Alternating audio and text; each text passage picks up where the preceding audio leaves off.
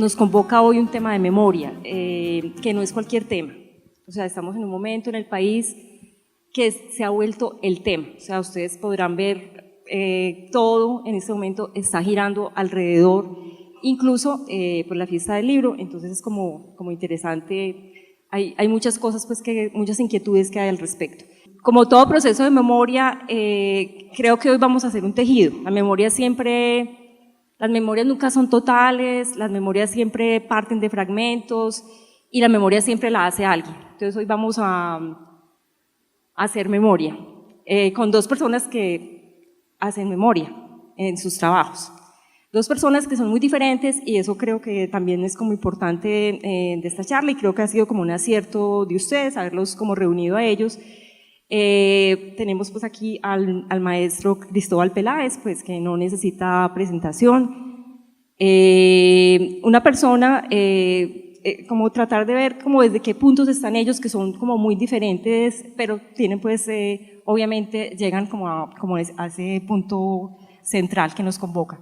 Entonces, digamos, Cristóbal, pues tenemos como unos saltos generacionales como importantes, también como de geográficos, ¿cierto? O sea, digamos que Cristóbal ha vivido la historia intensamente estos últimos 30 años, no solo como muchos de su generación en la que me incluyo, sino porque él ha sido, digamos, de alguna manera como un observador súper atento de todo esto que ha sucedido, cosas que a él le pasaron como en carne propia.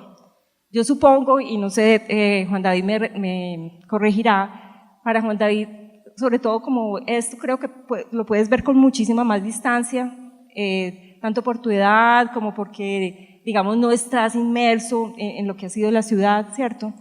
Y Juan David está trabajando precisamente en el premio Luis Caballero, pues que se acaba de ganar, como el tema de Pablo Escobar. Me dirás que no ese es el tema que estás trabajando, pero sí lo que trabajas es alrededor de Pablo Escobar. Entonces, digamos, para nosotros una cosa son estas como inmersiones profundas y otra, pues como una cosa más desde afuera, Cristóbal desde teatro, Juan David pues desde las artes plásticas.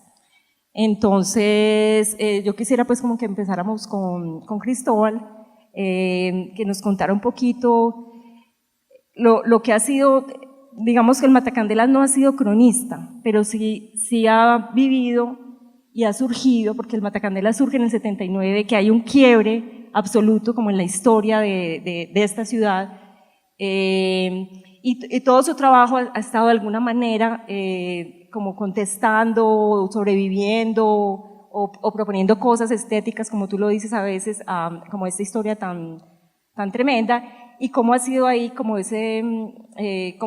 como esa visión, como recoger esa experiencia desde el teatro, que permite pues también hacer memoria.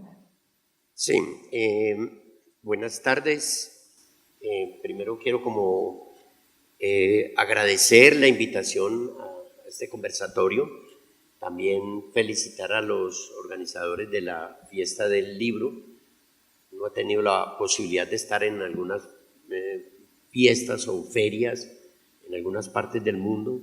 La última donde tuve la oportunidad de estar fue en la de Montevideo, que es casi que un ícono de todo lo que es el movimiento de los libros, y realmente la comparaba un poquito con la de Medellín y realmente uno se sentía como un poquito orgulloso, ¿cierto? El lugar donde se hace la fiesta del libro, la extensión, la variedad en la oferta, la convocatoria. Allí simplemente pues un pabellón inmenso con muy prolijo en libros, en cosas que uno buscaba hace mucho tiempo y estaba, pero de repente uno dice, caramba, en Medellín estamos avanzando en muchas cosas. Ya para pasar a ese tema, Sol, pues a ver, es que uno empieza haciendo teatro por goma, por diversión. Nosotros no empezamos a hacerlo como por una misión, ni por memoria, ni por tratar de hacer algo muy importante, sino simplemente por una ocupación creativa del tiempo libre. Nosotros empezamos hace 39 años, justamente en Envigado, el año 79, y fue un año que para nosotros fue muy importante porque coincide exactamente con un momento muy candente en la situación en Colombia. Recordemos que en ese año es donde surge el famoso Estatuto de Seguridad, que ese Estatuto de Seguridad en el gobierno del doctor Turbay Ayala era un estatuto que cortaba todas las garantías constitucionales de los individuos, ¿cierto? Estaban prohibidas las reuniones de más de 3 personas, se podía allanar sin orden judicial, había una cantidad de cosas que era ese estatuto que muchos dieron en llamar el Estatuto del Terror, y dentro de los cuales, aparte es que yo me acuerdo en un informe que rendía el general Landazábal Reyes al gobierno, decía más o menos, no es literal con estas palabras, de que el arte que más había que combatir era el teatro. ¿Por qué? Porque podía ser hecho por cualquiera, con pocos medios, y porque en el teatro el actor tenía una influencia muy grande sobre el auditorio, puesto que allí no hay una representación del hombre, sino que está el hombre real.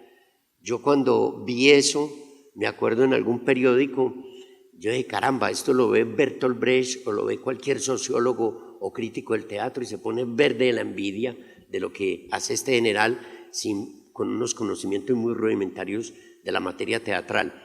Y era el momento en que en el teatro empieza a perseguir como un arte subversivo. Nosotros en ese momento teníamos en Envigado un grupo que era un grupo juvenil, vocacional. Estábamos explorando el teatro y dentro de lo que explorábamos, no inocentemente, sí queríamos un conocimiento de lo que había sido como la tradición. Y a este propósito, siempre que digo la palabra tradición, me acuerdo mucho de Antonio Machado cuando decía que en arte y en cultura todo lo que no sea tradición es pedantería. Entonces exploramos mucho en el sainete, en esas formas también rudimentarias que tenían ciertas comunidades, los barrios, los vecinos. Todavía quedan vestigios, por ejemplo en Girardota, en Carmen de Iboral, en muchos municipios de Antioquia, incluso sainetes que maravillosamente se transmiten no a través de texto literario, sino se transmiten oralmente, del padre al hijo, del abuelo, ¿cierto? Y en el Carmen de Iboral hay una experiencia muy interesante en este aspecto con algún sainete que lleva alrededor de 150 años y ni siquiera está escrito, sino que es transmitido verbalmente, como lo que se hablaba en algún momento de la época de Homero, ¿no? Que era una tradición literaria, pero transmitida a través de una narración. Pero nosotros estábamos en el centro de eso, a veces sufriendo cierto tipo de persecución y señalamientos por parte de Envigado, que Envigado se convirtió en el resguardo de todo eso que fue surgiendo, era el epicentro de todo ese fenómeno del narcotráfico. A veces me han preguntado incluso si nosotros tuvimos alguna confrontación con eso, y realmente tengo que decir que no, que nosotros le caíamos muy bien a los caballeros, a los varones de la droga. Ellos hablaban incluso de nosotros muy bien y decíamos, ellos muchas veces decían, es que aquí lo único que salva en Envigado es ese grupo de teatro. Claro, porque el grupo había empezado a tener una proyección a nivel primero local, regional y más tarde nacional.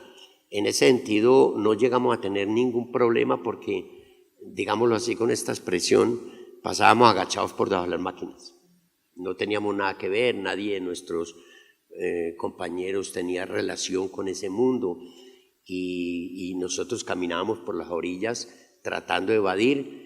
Posteriormente incluso vimos que la cosa se estaba poniendo muy complicada en Envigado y decidimos irnos para Medellín, pero no tanto huyendo, sino buscando como lo que se suele llamar una plaza más grande. Pero a ver, yo quiero ir a unos minuticos, dedicarle a esta parte del teatro que me interesa mucho, y hablando de memoria. La literatura y los textos escritos, cuando hablamos de literatura, una parte es lo escrito y otra parte lo que se transmite a través de la narración oral, que también es letra, literatura. No es solamente los libros, ¿cierto? Hay literatura incluso en comunidades donde hay analfabetismo, digámoslo así, no se sabe leer ni escribir, pero se sabe transmitir literatura, y ahí están las narraciones, los cuentos, lo que ha pervivido y lo que la memoria conserva. Es una necesidad que tiene el ser humano de esa memoria, y yo creo que incluso desde ese punto de vista el teatro tiene una falla, que el teatro es una cosa muy efímera, se pierde. Decía hace poco un autor teatral, un dramaturgo, que lo que queda del teatro no es el teatro mismo, sino todo lo que se habla sobre el teatro. Hoy lo que sabemos del teatro norteamericano y de las obras que representaban en los años 50, que fueron obras que, a decir de Arthur Miller, eran obras que estaban constituyendo un sentido de memoria y de civilización. Si uno lee, por ejemplo, una obra como La muerte de un agente viajero o Las brujas de Salem, se está dando un perfil de civilización, de ciudadanía, de democracia. Y en ese sentido yo creo que el teatro ha tenido unos autores muy destacados, desde los clásicos de griegos, pasando por Shakespeare, pasando por Ibsen, que decían que él era un reconstructor de esa civilización en Noruega, el autor más importante que tenemos del siglo XIX en Europa, Ibsen, hasta los modernos de 1950 para acá, autores norteamericanos que tenían un sentido de la construcción. Eso fue lo que llevó a Jean-Paul Sartre a decir que uno realmente al teatro va ¿a qué? A recuperar el ciudadano. El teatro desde Grecia fue una institución que se preocupó por dar un sentido de civilización, era un trabajo sobre la civilización. A alguno de eso le podrá parecer muy extraño, pero hay que diferenciar una cosa. Una es el teatro que se hace con esa palabra tan horrible, pornográfica, que se llama entertainment, entretenimiento. Mantener entretenido a alguien es mantenerlo. Inicialmente los franceses, que fueron los primeros que empezaron a utilizar la palabra entretener, ellos lo tomaban como mantenerse juntos. Esa palabra se ha ido deteriorando, como la palabra poesía, como tantos otros términos que también tienen su historicidad y van evolucionando. Entonces ocurre de que ya entretener es mantener ahí aparte de lo que está sucediendo. Eso suena como la industria del entretenimiento. Entonces hay un teatro que es para entretener, un teatro que es para provocar las risas, un teatro que es para que la gente incluso se divierta, porque se suele decir de que la gente no debe de ser tan grave ni ser tan dramática, sino que se debe divertir, olvidarse de sus problemas. Nosotros generalmente practicamos un teatro donde la gente no se olvida de sus problemas, sino que los enfrenta. Va al teatro y eso nos ha procurado una fama de ser el teatro como de aburridor. La gente dice que ir a teatro es muy aburridor, porque claro, si lo comparamos al cine, donde en el cine hay una cantidad de recursos, en el cine no hay una necesidad. A veces comparábamos de que hacer teatro es una labor como de lavar trastos en una fiesta. Y el cine es como una unguiza. Roland Barthes decía, cuando uno va al teatro, cuando uno sale, uno se demora mucho tiempo para salir de esa situación de teatro. Yo creo que a todos nos ha pasado cuando llegamos a esas salas oscuras, entramos y cuando salimos vamos 3 o 4 o en pareja y el otro nos habla y estamos como abobados todavía, porque todavía estamos en situación como de unguiza, como pensando en toda esa catarata de imágenes que nos ha circulado. Pero en el teatro la ilusión no es tan contundente como en el cine. Y estamos hablando del cine, lo iba a decir ahora que me había quedado, de que el cine es, por su impresión, lo que llamaba Jean Renoir, los Lumière realmente lo que inventaron fue una nueva forma de impresión. Y él hablaba, ¿qué es cine? Cine es todo aquello que se proyecta a una pantalla, así sea una clase de matemáticas. Es una nueva forma de impresión, como Gutenberg. Entonces en el cine la memoria es mucho más contundente que en el teatro. Digamos que en el teatro se ha definido a veces con unas palabras que ya son lugares comunes de efímero, como la vida misma. Entonces justamente en el teatro la memoria se hace de una manera instantánea, se recupera, pero también se pierde.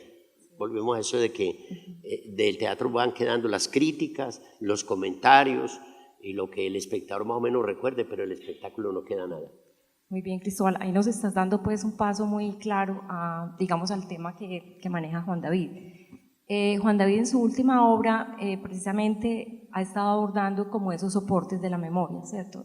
Vamos a ver ahí en su obra, que ahora él nos explicará, nos gustaría pues que nos explicaras, aunque él hace pintura, se está refiriendo a la televisión y de alguna manera también como a la primera plana periodística, ¿cierto? Entonces, Cristóbal nos ha estado hablando como de la naturaleza de la memoria en el teatro, en el cine, y ahora pasamos a todo ese gran mundo que es como el que nos ha tocado vivir, en el que también estamos hablando de redes sociales, o sea, un momento donde la memoria, a pesar de lo, como dice Cristóbal, que el teatro es efímero, la memoria termina siendo efímera, que es un poquito tu teoría, Juan David, o sea, que no hay soporte, o sea, así sea el mármol, o sea, ¿con qué soporta uno la memoria? El soporte siempre terminará deshaciéndose, como, digamos, hay un monumento, se hace en mármol, se escribe con mármol para que nunca lo olvidemos, pero ese mármol también va a desaparecer, o una fotografía, como nos lo decía Barthes,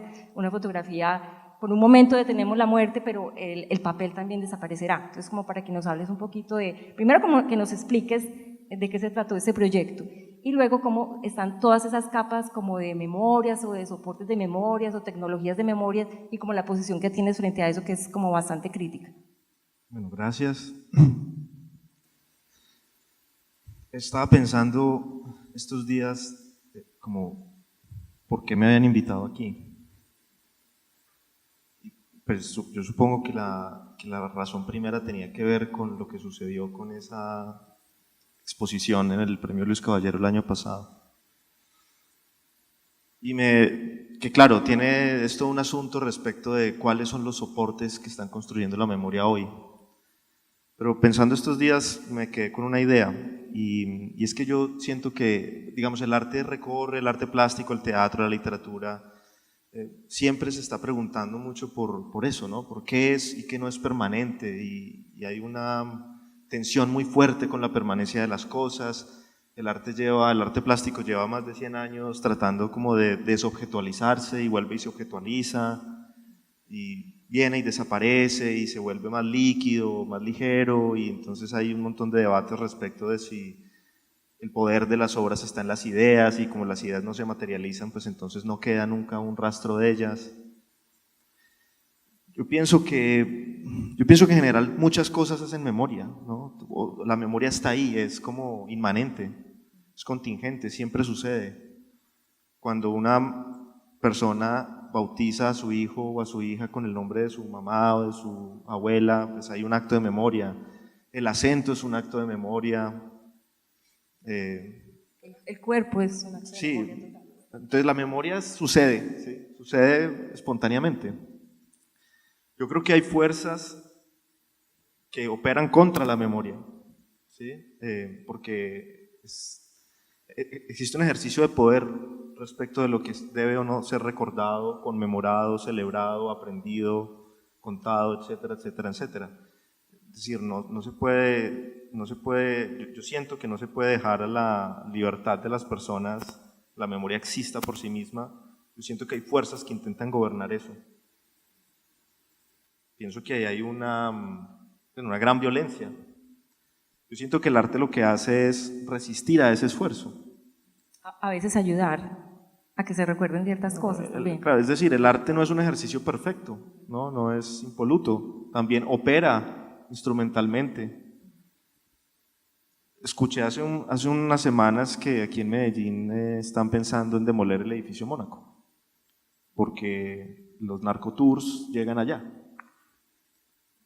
Me hacía una pregunta a eso y es como, ¿qué significa querer tomar esa decisión sin decir si es buena o mala, o si los narcotours son buenos o malos? Porque uno no puede hacer un juicio de valor. Si lo hace, está tomando una posición y esa posición pues viene de una orilla política u otra, pero ninguna es más verdadera que la otra, pensaría yo. Mantener el edificio y permitir que los narcotours llegaran allá implicaría un acto de decir, bueno, esto es lo que nuestra cultura produce. La televisión está, digamos, ocupando también un papel parecido, porque la televisión está enmascarando sus producciones en un esfuerzo histórico.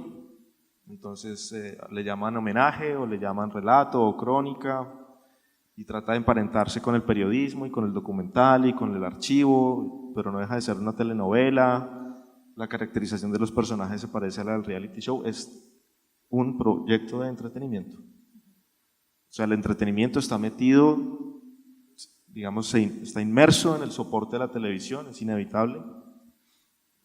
Los noticieros también son eso.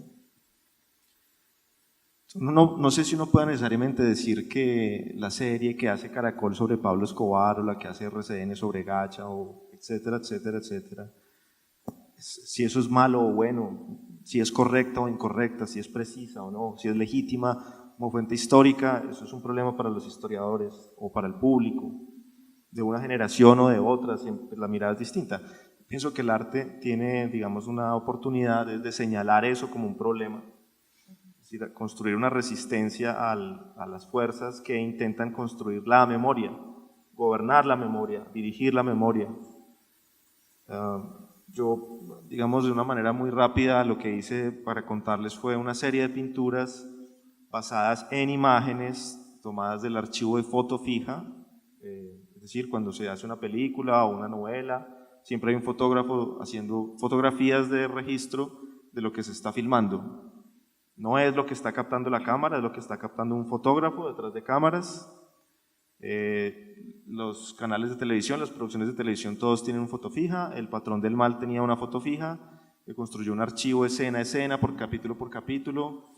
Yo tuve acceso a ese archivo, tomé algunas imágenes tomadas por el foto fija, un fotógrafo de aquí de Medellín, Héctor Álvarez, y encontré en su archivo y en sus decisiones visuales un relato de cómo la televisión estaba representando momentos muy icónicos pues, de la historia de la guerra del Estado contra Pablo Escobar, contra el Cartel de Medellín, con sus actores, con sus personajes.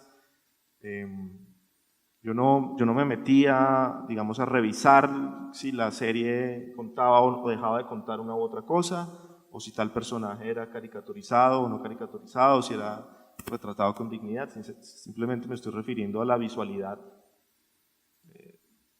El guión seguramente está basado en archivos periodísticos, en archivos de noticieros, luego se vuelve una puesta en escena, que es una ficción del documento y de la fuente que creemos que sí es histórica, y construye una nueva imagen, y luego un fotógrafo le toma una imagen a esa imagen, y luego yo cojo y le tomo como medio prestada, robada esa imagen de él, y hago una pintura que es una ficción de una ficción de una ficción, de algo que está hecho hace 30 años, pero también un fotógrafo, periodista tomó una decisión. O sea, hay un montón de subjetividades dispuestas ahí. O sea, no hay una versión oficial, no debería haber una versión oficial de esa historia, ni de ninguna historia, pensaría yo. Porque asumir que una versión oficial de la historia existe, pues está bien en la medida que no estoy de acuerdo con ella, pero eso hace posible una nueva violencia, una nueva exclusión. Entonces digamos que el asunto de cómo la televisión construye o ha construido los dispositivos de memoria audiovisual en el público en los últimos 10 años, para mí era un asunto interesante. Y yo, digamos, logré poner a jugar una serie de métodos, de medios y de soportes y de estrategias expositivas para hablar de eso. Digamos, yo no como con el ánimo de corrección, pero el proyecto no es sobre Pablo Escobar. Pablo Escobar nunca aparece. Aparece la barriguita. ¿En la qué? Cuando sale el tirador, como pero no es él. El cuerpo, ajá. Entonces, es el actor que lo interpreta a él. Entonces, uno podría usar ese argumento y decir que no es Pablo Escobar el que está ahí. Es una representación. Digamos que ahí estaría una cantidad de discursos, ficciones y leyendas sobre Pablo Escobar. O sea, digamos, pondría como un dedo ahí. Yo pienso que es que el arte tiene, como yo te decía, yo pienso que el arte construye ejercicios de resistencia a los relatos, a todos los relatos del género, a los relatos geográficos, a los relatos territoriales, a los relatos del lenguaje, de la imagen, del sonido, en fin, el arte siempre está en una construcción continua de resistencias sobre sí mismo, sobre la cultura, sobre el tiempo, porque el arte está bañado con una cierta carta blanca como para poder o no ser ficción, para poder ser o no serio, tener o no tener humor, ser dramático, se puede mover en una amalgama de complejidades. Entonces, ese proyecto en particular trata de pensar qué está construyendo la historia hoy, quién es el objetivo y quién es el objeto de esa historia. ¿Somos espectadores entretenidos o somos observadores productores? ¿Sí? Y luego eso se llena también de un montón de problemas y de preguntas, porque si esas imágenes se convierten en una pintura, eso entra como en un nivel de un ámbito distinto, como con una sacralidad objetual distinta a la de si fuera una imagen de una televisión. Entonces yo siento que en la medida que las producciones artísticas están llenas de aristas y de preguntas y de complejidades y de contingencias,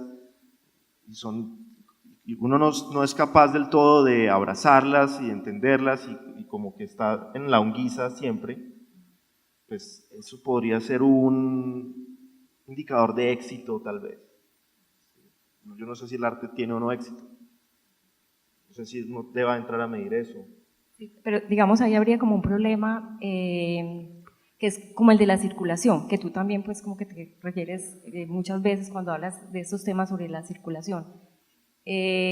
Porque bueno, tú haces un trabajo muy interesante, se gana un premio muy importante, algunas personas lo ven, pero o sea, realmente quién está haciendo la historia en este momento es la televisión, y no sé ahí también qué pensaría Cristóbal al respecto, porque sucede lo mismo, o sea, ustedes pueden hacer cosas muy subversivas o muy desestabilizadoras, pero realmente el gran poder, o sea, quien tiene la gran voz en este momento es la televisión, o sea, estamos recordando por los ojos de la televisión, por la simplicidad de la televisión, no sé, ¿qué piensas tú, Cristóbal, de eso? No, es decir, si uno se va a poner a pelear contra la televisión, ya perdió, ¿cierto? Eso es como Deportivo el Weimar, ponerse a pelear contra el fútbol Barcelona, ¿cierto?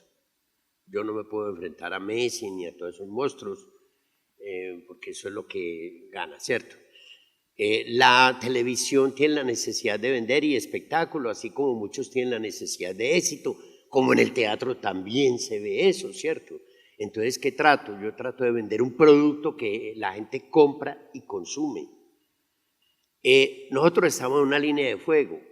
Es primero que estamos viviendo no solamente, cuando nosotros empezamos, ¿cuál es la diferencia de teatro juvenil vocacional que yo hablaba? Es que nosotros vivíamos para hacer teatro, ¿cierto? Éramos jovencitos, aunque ustedes no lo crean, yo también tuve 18 años y hacíamos el teatro por goma, para exhibirnos. El teatro tiene algo monstruoso adentro, que es una exhibición. El mundo se divide en dos, los boyeristas y los exhibicionistas. Los que hacemos teatro pertenecemos al orden de los exhibicionistas. Ya hay algo ahí muy cruel, ¿cierto? Pero llega un momento en que uno dice, bueno, tengo que parar el teatro porque tengo que aterrizar en lo terrenal, ¿cierto? Y perdona la redundancia, tengo que comer, ya me echaron de la casa, bueno, ya usted tiene 20 años, tiene que salir y todo eso, entonces yo tengo que pensar, bueno, entonces ¿qué? Tengo que ingresar a la fábrica, tengo que empezar a trabajar, pero yo quiero seguir haciendo teatro. ¿Por qué quiere uno hacer teatro? A ver, el ser humano, ¿por qué hace teatro? Es que está en la raíz de eso. Aparte de lo que estamos hablando que es tan importante de memoria, es porque el teatro sencillamente, el arte, es una indemnización, ¿cierto? Aquí se habla de indemnizar a las víctimas, ¿cierto? Y el arte todo, la pintura, la poesía, la fotografía, el cine, incluso la cocina, ¿cierto? Que vendría a ser el 9º arte, porque el 7º arte es el cine, el 8º es hacer plata con el 7º, y el 9º sería la cocina. Y el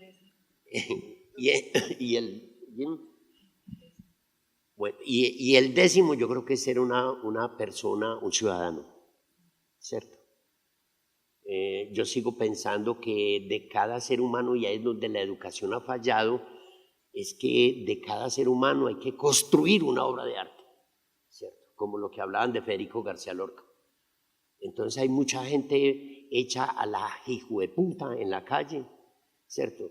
Que son verdaderos enemigos de la humanidad y enemigos de todo cuanto crece, ¿cierto? Que vinieron a destruir, porque todo en el mundo, y eso no es un problema de los seres humanos, es una cosa cósmica, es una eterna pelea, siempre la dualidad entre destrucción y construcción.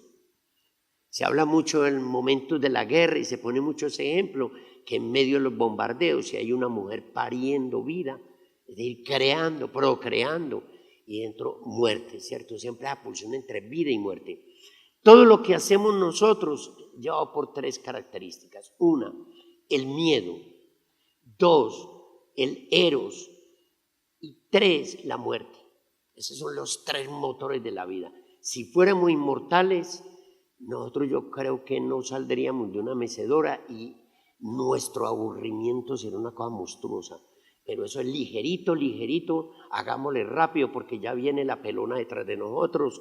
Otra cosa es el miedo que yo tengo, el miedo a quedarme sin la familia, el miedo al hambre, el miedo a que me maten, el miedo al dolor, y de otro esa cosa que siempre está procreando, el sexo, el amor, ¿cierto? La cosa por el otro.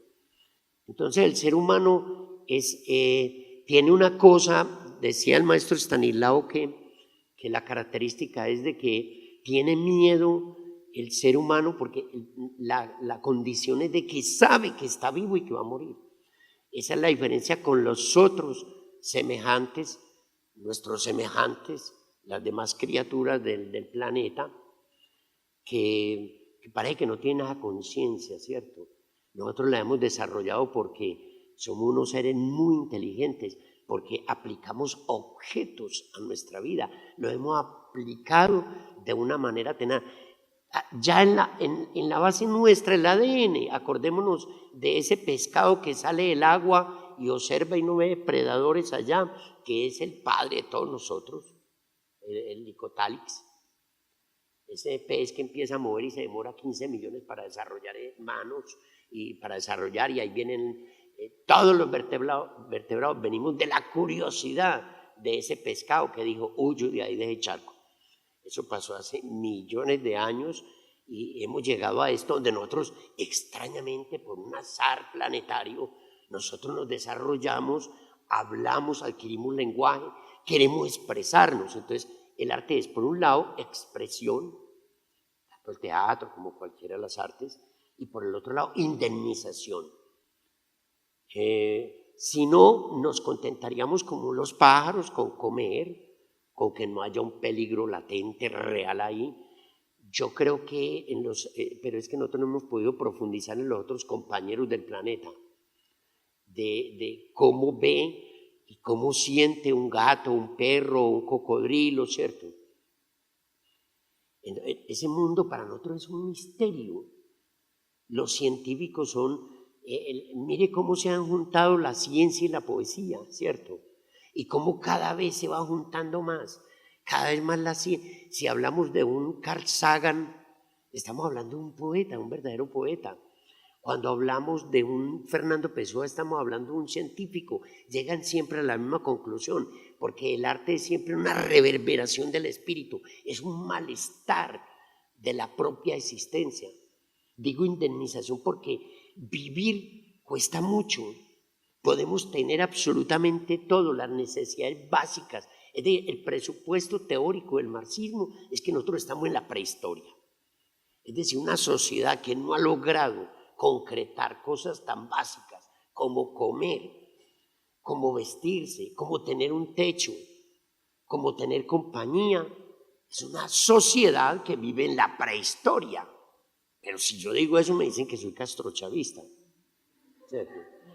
Dame un segundito. Entonces, afortunadamente el ser humano es un ser lleno de confusiones, de miedos. Entonces busca a través de arañar, expresarse. El lenguaje siempre, mire, la literatura, el lenguaje trata de encontrar eso y tampoco lo encuentra. Y les voy a decir, y les voy a poner un ejemplo con la experiencia particular de cada uno de nosotros, que cuando estamos enamorados de alguien, ¿cierto? Hablo del eros, no enamorado que diga, no, estoy enamorado de mi finca o enamorado de mis vecinos o del barrio en que vivo, no, ese eros, nosotros tratamos de expresarle al otro todo lo que está en nuestro cuerpo, esa emoción, y que sale, te amo, y el otro dice, yo también. Y toda esa pulsión, toda esa cosa, como en el territorio de los sueños, sigue siendo un territorio desconocido. Los poetas, los pintores, los novelistas tratan de capturar todo eso que se vive en los sueños y eso es inalcanzable. Y esa es la memoria humana. Recordemos a este propósito, ¿recuerdan ustedes el cuento de maravilloso de Borges que llama Funes el Memorioso? Que él quería una memoria total. Incluso proponía Funes, en el cuento propone de que todo tenga un nombre para que no se olvide. Las piedras, los árboles, la hierba. Y eso es uno de los grandes prodigios del ser humano, que cada uno de nosotros somos como 8.000 millones ya, y cada uno de nosotros tiene nombre. Y tiene científicamente ya un rastro a través de esto tan simple que es la huella digital. Y pronto serán los ojos, ¿cierto? En el iris. Tendrá una huella única, ¿cierto? Ahí es donde viene ese concepto que tanto hemos peleado y donde hay, miren, Medellín tiene unas resistencias espirituales tan bellas que nos ha llevado, que es donde uno dice, aquí me quedo, porque nosotros nos ha tocado terriblemente una ciudad ardiendo, explosiva, año 91. Terrible, terrible lo que vivimos. Yo creo que muchos de acá, algunos lo recuerdan, los otros están muy niños. Ese año fue terrible, es la curva más alta de violencia en Medellín.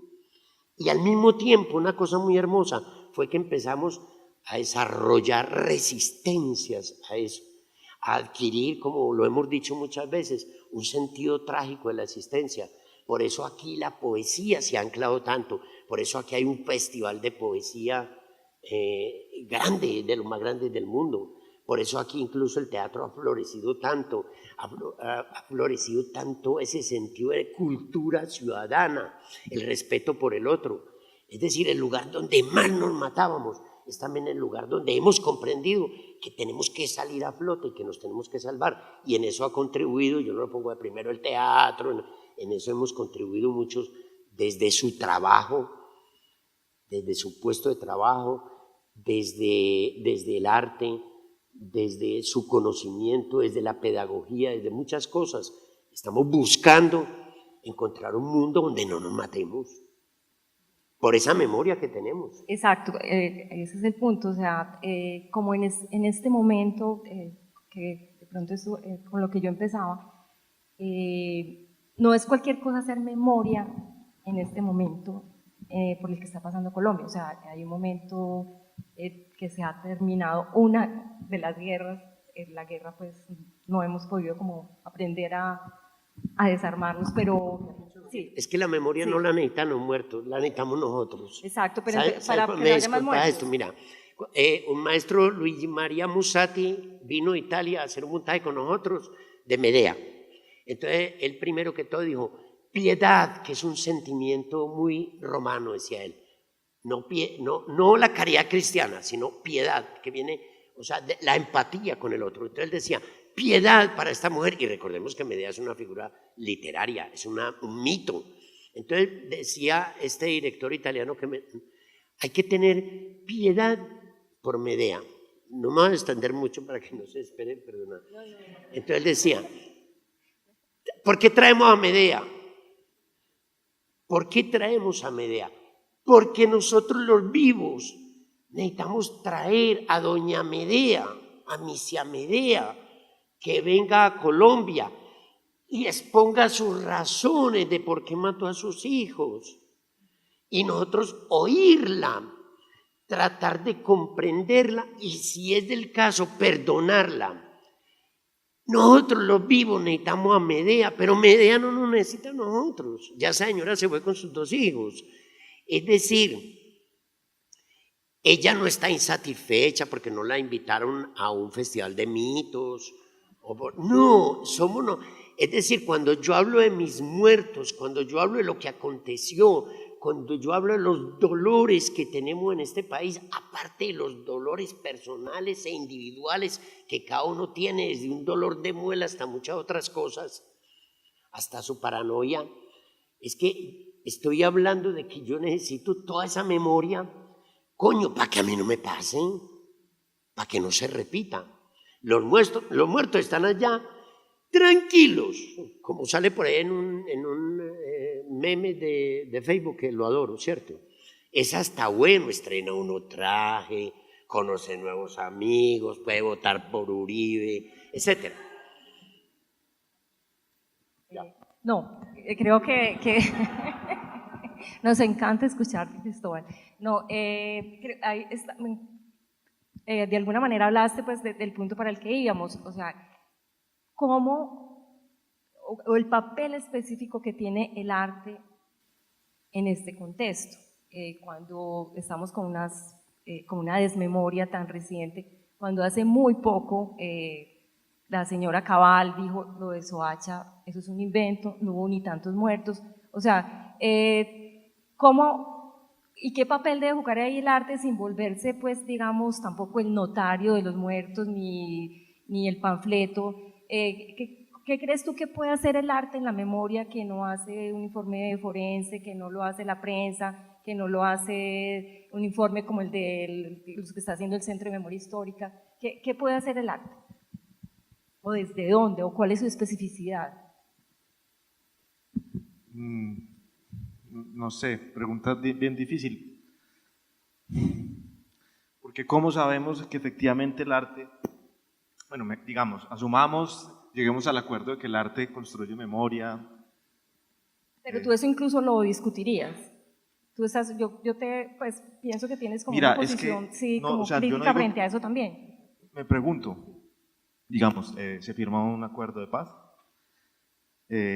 por alguna razón hay una necesidad de construir un monumento, ¿cierto? Y ese monumento pues pasa a través de un experto en monumentos, un artista, escultor, y construye un objeto con unas armas que se funden y harán con él lo que quieran en Nueva York, en La Habana, en Colombia.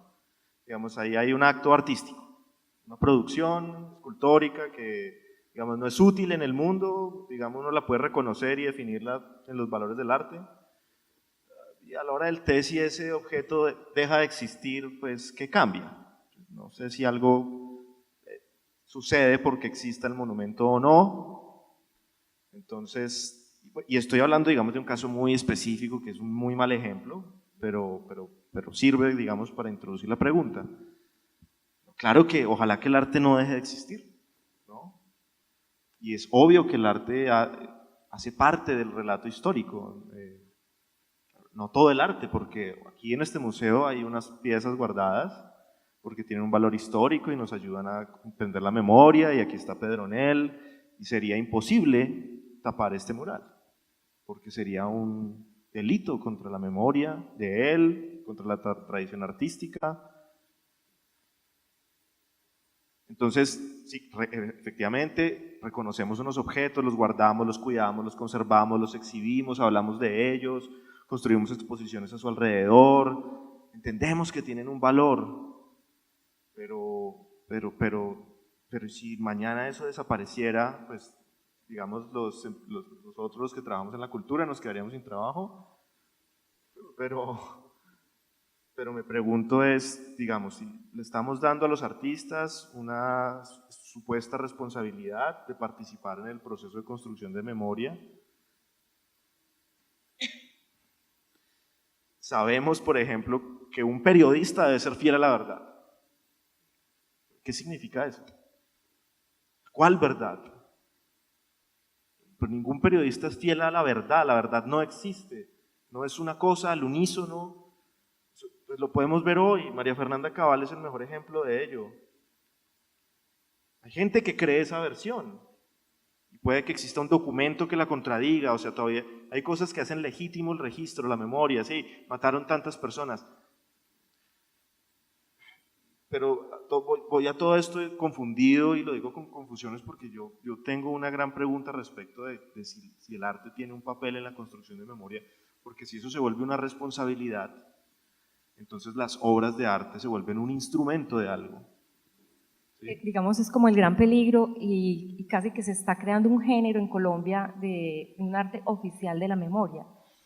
Podría ser, digamos, entonces el problema no es que los artistas, o sea, lo que los artistas no deben de dejar de ser es ser curiosos, como ese primer pez que se vuelve mamífero después de 15.000 años, pero le lleva 15.000 años entender su curiosidad.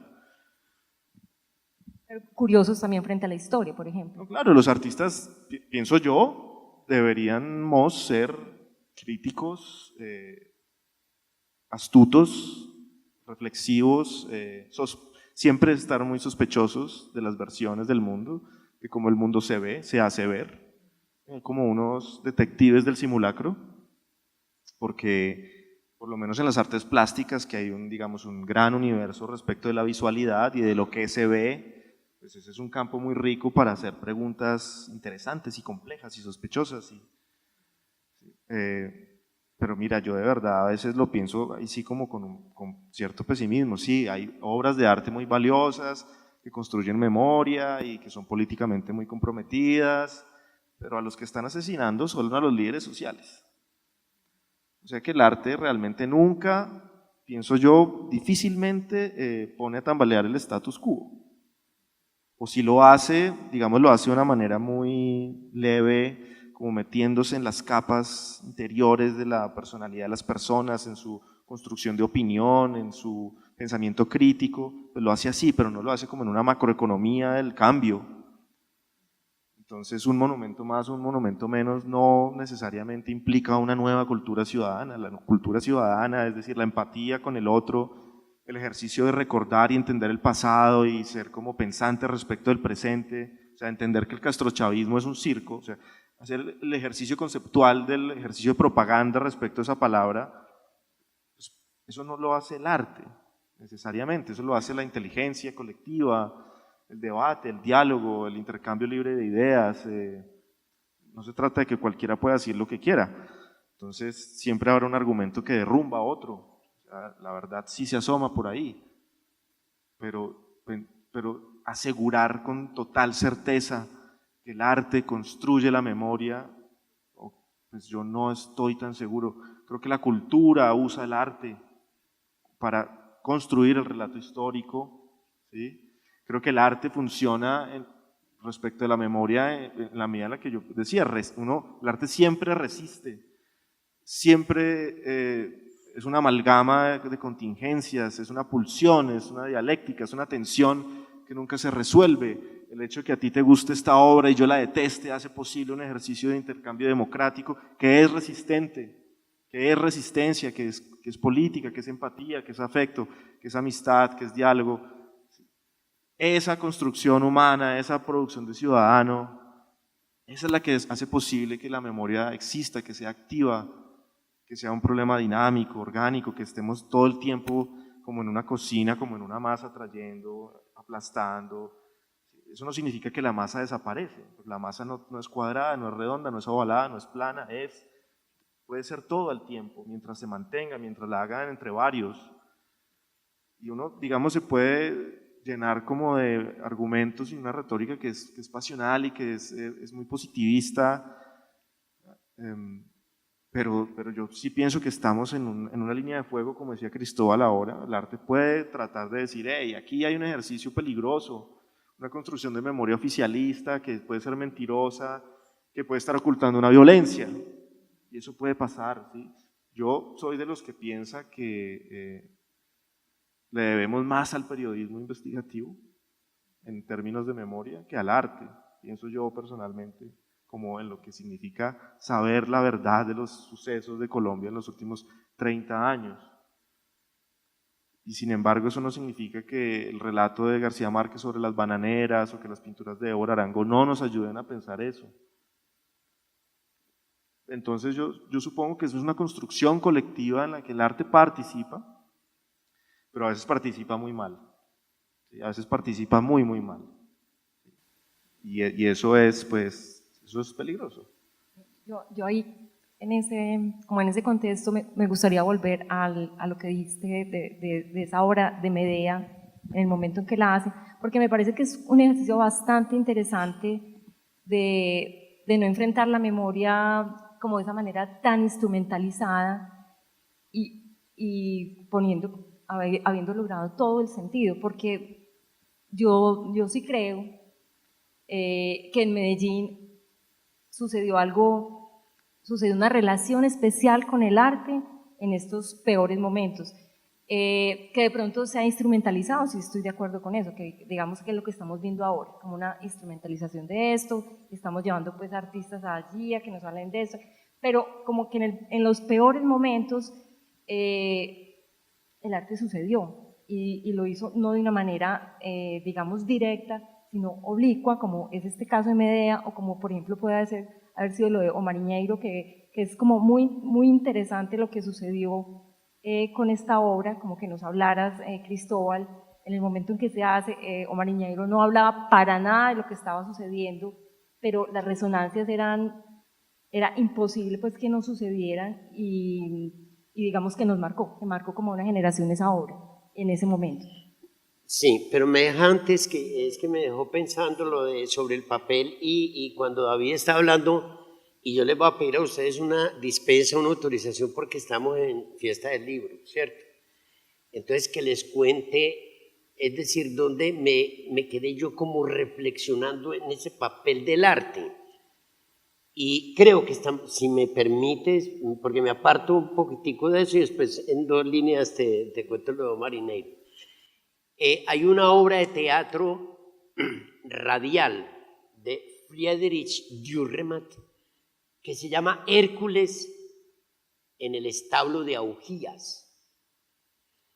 Y le resumo esa obra y la pongo como un cuentico. Y ahí es donde se ve el papel del arte. Todos sabemos que dentro de la mitología griega, Hércules se le encomendaron unos trabajos muy difíciles. Hércules era el símbolo de la inteligencia, de la fuerza. En el cine de Hollywood a Hércules nos lo pintaban como un bruto, como un tonto muy forzudo, pero Hércules era un hombre fundamentado filosóficamente. Entonces en la obra de Dürrenmatt se habla de un país que se llama Élida, pequeñito. Recordemos que Guarne, con ese nombre tan horrible que tiene ahora, antes se llamaba Élida, pueblito de Guarne. Y Élida es un pueblito chiquito que vive exclusivamente de la ganadería, o sea, vive de exportar leche y quesito. Entonces las vacas son tantas en ese país tan chiquito que la mierda llega hasta acá, la boñiga, ¿cierto? Entonces el presidente, él lo nombra como el presidente porque está esa ambigüedad, digamos, administrativa en la obra de Dürrenmatt, suizo, Friedrich Dürrenmatt, contrata a Hércules para que le limpie ese país. Hércules vaya y dice, ve todo ese mierdero, dice, este país está literalmente cagado, ¿cierto? Se tiene que poner unas botas inmensas porque ya la gente está andando entre la mierda de vaca. Él va con su esposa Deyanira, Augías tiene un hijo de 20 años. En las noches Hércules va a contemplar, se sube a un montecito y contempla ese país lleno de mierda de vaca hasta arriba. Le dice a su mujer, ¿cómo vamos a limpiar este mierdero? Hay que pensar a ver. En las noches Deyanira habla con Hércules y está hablando y hablan y de repente cantan. El hijo de Augías, muy extrañado, en sigilo los vigila y dice, esta pareja están locos. Y de repente lo sorprende y dice, ¿ustedes qué es lo que hablan? ¿En qué idioma? Y le dicen, no, estamos hablando en el mismo, pero ¿por qué me dice eso? Le dicen al chico. El chico dice, es que ustedes hablan muy raro, como locos. Entonces Yanira le dice, eso se llama poesía. poesía, ¿eso qué es? Y Yanira le dice, es tan difícil definir eso de qué es poesía. Por ejemplo, ¿ustedes para qué utilizan el lenguaje? Entonces el jovencito le dice, pues para comprar y vender quesos, vender leche, para llamar a las vacas. Entonces ella le dice, si ustedes, nosotros poesía, ¿eso para qué? Si eso no vende ni compra leche, ni compra ni vende quesitos. De Yanira, Hércules le dice al chico, si ustedes tuvieran poesía, serían incapaces de vivir con la mierda. ¿Cierto? El cuento, para terminar el cuento, que a eso quería ir, pero para terminar, porque sé que quedan con ganas, es que finalmente Hércules descubre que desviando el cauce de un río limpia el país, pero cuando lo va a hacer, lo llama al presidente y le dice, pare ahí, a bujías. El Congreso ya me llamó la atención y la limpieza de este país solo se puede hacer mediante una ley del Congreso. No me dan la facultad de ordenarlo a mí. El Congreso, la etapa más interesante de la obra es cuando todo el Congreso empieza a debatir sobre si limpian la mierda o no. Y finalmente el Congreso de Élida concluye que la mierda es patrimonio cultural y que toda la vida han vivido de la mierda. Entonces, ¿por qué van a salir de la mierda? Que ya está entre ellos y que hay que seguir viviendo con la mierda. Y lo último que sucede, que ahí termina el cuentico, es que derrotado, Augias le dice a Hércules, le pago, váyase. Aquí la gente quiere vivir en el mierdero, váyase. Y se va para la casa muy triste y de pronto le dice al hijo, venga, yo le muestro una cosa que aquí está prohibida. Abre una puerta y le dice, esta puerta da a un pequeño jardín. Y en ese jardín hay flores y no hay mierda. Y eso se lo dejo a usted yo de herencia, que venga acá para que usted sea capaz de vivir con la flor y no con la mierda. Eso lo pensaba mientras estaba hablando de, bueno, entonces, ¿cuál es el papel del arte, cierto? Nunca en la educación hemos tenido ese problema, ese asunto, porque nuestra educación siempre está dirigida, eso se ha hecho mucho, a la parte lógica. Nunca se habla de nuestras 8, 9, 10, 12 inteligencias que tenemos. El chico que tiene una inteligencia espacial es un bruto y saca 0. El chico que tiene una inteligencia sonora es un chico que lo despachan por otro lado. Y ya sabemos que hay muchos tipos de inteligencia, desde la intrapersonal, desde la sonora, desde la espacial, lo musical, cromática, hay muchas inteligencias. A nosotros la escuela nos ha puesto y por eso la educación es completamente un fracaso. Porque es, ahí hablando de eso, porque es de memoria, pero es una memoria que no sirve para nada. ¿Cierto? Porque hay tipos de memoria. Federico Nietzsche aconsejaba que no estudiáramos idiomas para que, él no lo decía en esas palabras en la época, pero yo lo adapté, para que el disco duro no se llene de basura, para que la cabeza pueda estar libre para el pensamiento. Porque se habla de memoria, pero también de reflexión. Es decir, como cuando se habla de sensibilidad, es que hay sensibilidades sospechosas. Y la señora que está sufriendo por el traqueto que están presentando en la televisión llora, es una señora con mucha sensibilidad, pero es una sensibilidad sin criterio. Por eso yo he borrado en mi diccionario a los personajes de Eliseo Subiela la palabra entretenimiento y la palabra sensibilidad. No es sensibilidad, es reflexión, y la he cambiado por otra que es mucho más importante, emoción, ¿cierto? Y que es una emoción, hay que acordarnos de una cosa que decía ahí hablando de teatro y de arte, una cosa que decía Bertolt Brecht, hay diversiones simples y hay diversiones complejas.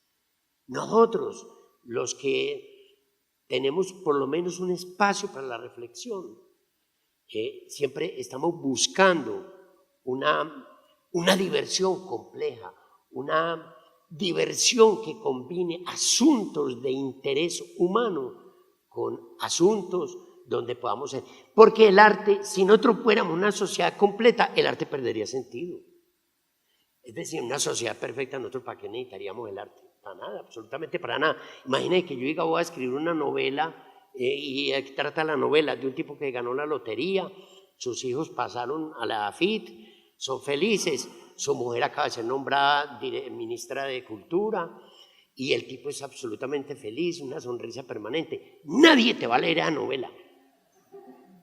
Nadie, ni una obra de teatro sobre una persona que es muy feliz, porque la materia prima del arte, usted puede admirar la destreza, pero el tema de la destreza tampoco es el asunto cardinal del arte. El teatro se nutre de la maldad. Por eso yo he dicho, es que en Colombia hacer teatro es una berraquera.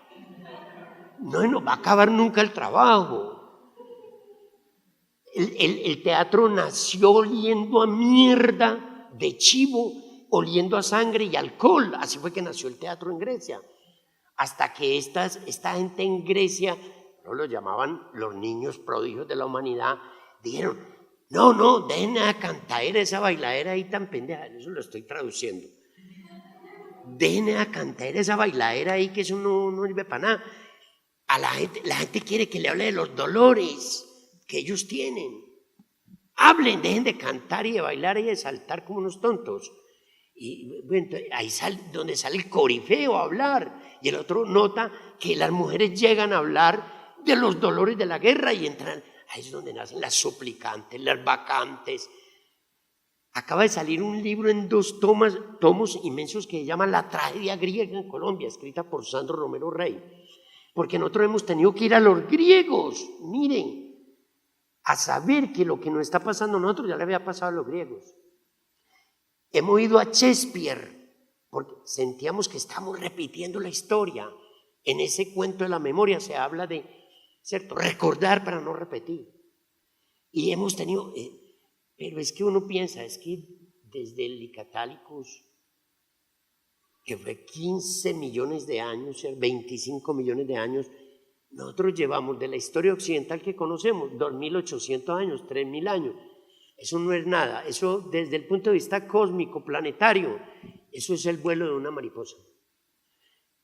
Lo que pasa es que los seres humanos no tenemos conciencia plena de toda la intensidad de vida y no pensamos como humanidad, sino que pensamos desde el punto de vista del solicismo, del yo. Y claro, muchas veces te dicen, es que vos sos comunista. Y yo, no, lo que pasa es que el cerebro humano no ha avanzado lo suficiente para entender de que somos, como aparece en el gráfico de Platón, que Platón está así, no está así, así. Todo es uno. Si ustedes ven la conferencia que da el padre Alberto, el curador de la obra de Fernando González, sobre el arte moderno, él dice una cosa muy bella. ¿De qué estoy compuesto yo? Potasio, calcio, todos los elementos químicos.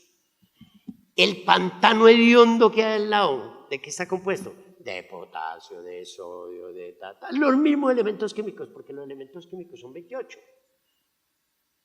Pero ¿cuál es la diferencia entre el pantano hediondo y yo? En que yo soy materia pensante, ¿cierto? Yo sufro, yo puedo expresar. El pantano hediondo no expresa, no tiene necesidad. Y eso está dentro de la formación del ser humano, la necesidad de expresarle al otro, de contar, de transmitir una emoción. Y entonces el ser humano empieza como el mico a utilizar herramientas. Y esas herramientas no son solamente los objetos para intervenir la naturaleza, como la sierra, como el martillo, como esto, sino los mecanismos, los instrumentos, las herramientas de decirle al otro, hermano, yo sufro, yo tengo este dolor, me han tratado mal, me han hecho esto, amo y no soy correspondido, o amo y soy correspondido, ¿cierto? Entonces, el arte es una expresión del otro y en ese sentido es el sentido planetario de los seres que habitamos, ¿cierto? Hoy hay una nueva mirada sobre los otros habitantes del planeta, ¿cierto? Y es muy interesante. Recuérdelo, vuelvo a Stanislao Zuleta cuando decía, en el siglo XVI también se mataban como nos estamos matando ahora. que el ser humano es brutico, progresa poco. También nos matamos ahora como se mataba en el siglo XVI, pero ahora, decía el maestro Estanislao, tenemos una cosa que no tenía la gente del siglo XVI, tenemos la antropología, el psicoanálisis y el marxismo. Esas herramientas no las tenía la gente en el siglo XVI. Esa es la ventaja, ¿cierto? Ahí queda contestado. Ahí quedó todo. Bueno, no sé, siento como que hay como una relación más asertiva sobre lo que sería el papel de la memoria y del arte como en tu trabajo, y para ti todavía es, o todavía no, eso lo tienes como en remojo, o sea, como no. No, a ver, yo admito, yo admito también que el arte contemporáneo adolece, peca por un exceso de racionalidad muchas veces, ¿sí? Peca por un exceso de teorización. Peca en ese sentido porque entonces a veces se queda estancado en la pregunta de si está o no instrumentalizado, y eso los lleva muchas veces a parálisis. Yo creo que Cristóbal tiene razón en la medida en la que el arte efectivamente existe porque es necesario, porque es casi, yo pienso que es un asunto instintivo también, es un instinto de la inteligencia. Hacer arte, ver arte, necesitar arte, entender y no entender el arte, o sea, como siempre estar como en un diálogo con él, sea lo que sea. Yo repito de todas maneras que en el momento en el que nosotros estamos y tratando de hacer un análisis muy injusto de lo que es la producción artística en las artes plásticas y visuales de mi generación o de la generación de mis maestros, yo siento que hay unas deudas analíticas respecto de lo que el arte ha producido, lo que ha traído, lo que ha dejado en términos, por ejemplo, de la memoria o de revisar su papel en esa construcción, si debe o no debe, si se excedió, si se quedó corto, y sin embargo el arte está ahí y sucedió y sigue existiendo.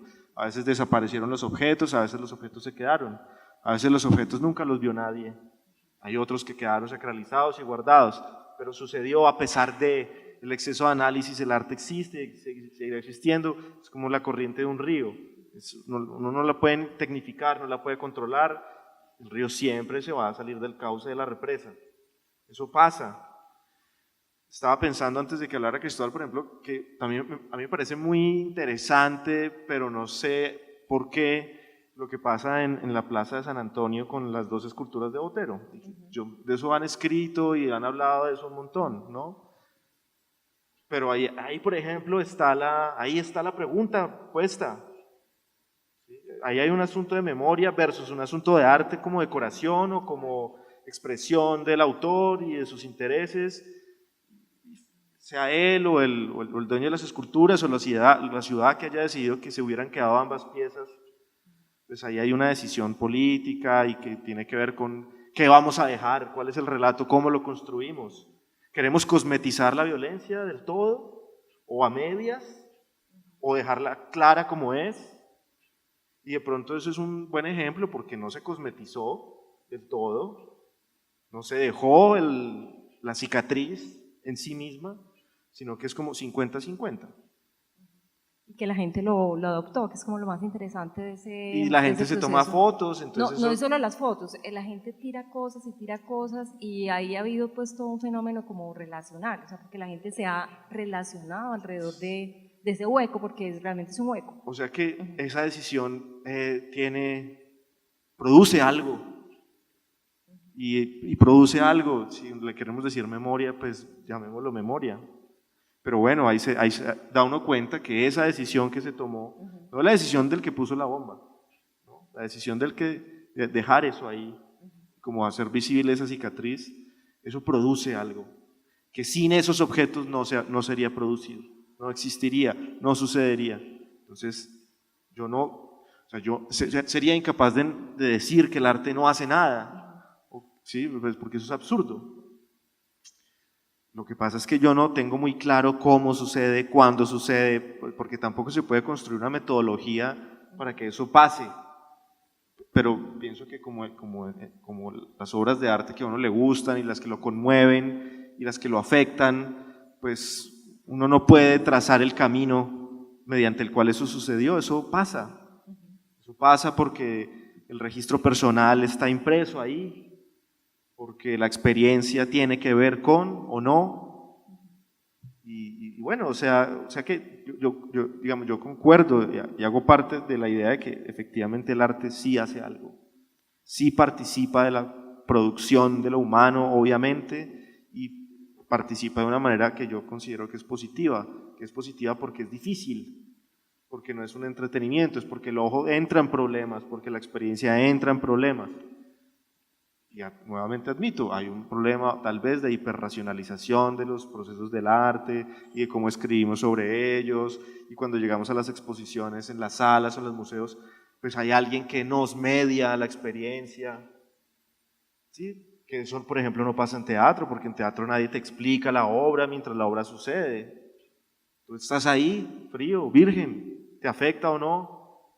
Entonces, las artes plásticas, yo pienso, están en un problema en su modo de comunicar o comunicarse, pero pues es un trabajo que estamos haciendo en el arte, los artistas, los curadores, los críticos, el público, todo el mundo está tratando de solucionar ese laberinto para que lo que pasa ahí con el arte pues cada vez sea más potencial, sea mayor, que no sea ir, ver y decir no entendí, me fui, ¿sí? Porque entonces también, pues como dice Cristóbal, porque es un problema educativo, entonces es si entendió, entonces la gente se enfrenta con el arte plástico para entenderlo, pero entender es un problema racional, no es un problema de afectación, o sea, la gente no llega su juicio sobre el arte nunca es me afectó o no me afectó, o me conmovió o no me conmovió, o me preguntó o no me preguntó, es entendí o no entendí.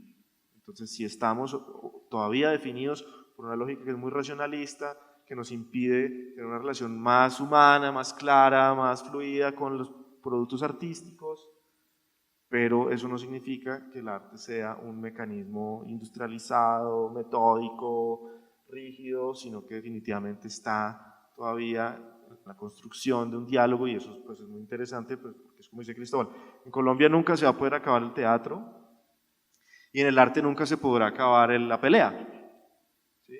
Con el arte, porque pues, nadie la tiene tan clara. Y en la medida que eso sucede, pues bien, o sea, pasa algo. Yo vuelvo un poco atrás. En esa discusión, yo me pregunto si efectivamente lo que los artistas plásticos, que es como el campo en el que yo opero, han hecho respecto de la memoria, funciona o no. Es decir, la instalación de Doris Salcedo en la Plaza de Bolívar, que empujó una toma ciudadana de la Plaza de Bolívar, quita o pone. Eso quita o pone. ¿Sí? Y hay muchos ejemplos de estudiantes con sus tesis, pero como sea, de todas formas hay un acercamiento a algo sucede, hay un debate, hay una pregunta, hay un problema, la gente se emberraca, pelea, pregunta, defiende, y eso pues... Mientras eso suceda, digamos, yo pienso que el ambiente y el ecosistema con el arte es saludable. ¿Sí?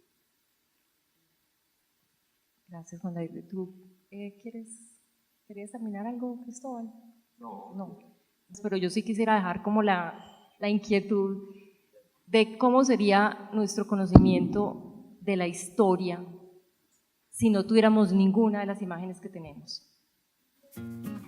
Si no tuviéramos si no tuviéramos la historia del arte, ¿cuál sería nuestro conocimiento de la historia, nuestro acercamiento a la historia, nuestras preguntas sobre la historia? Lo dejo como pregunta. Muchas gracias entonces.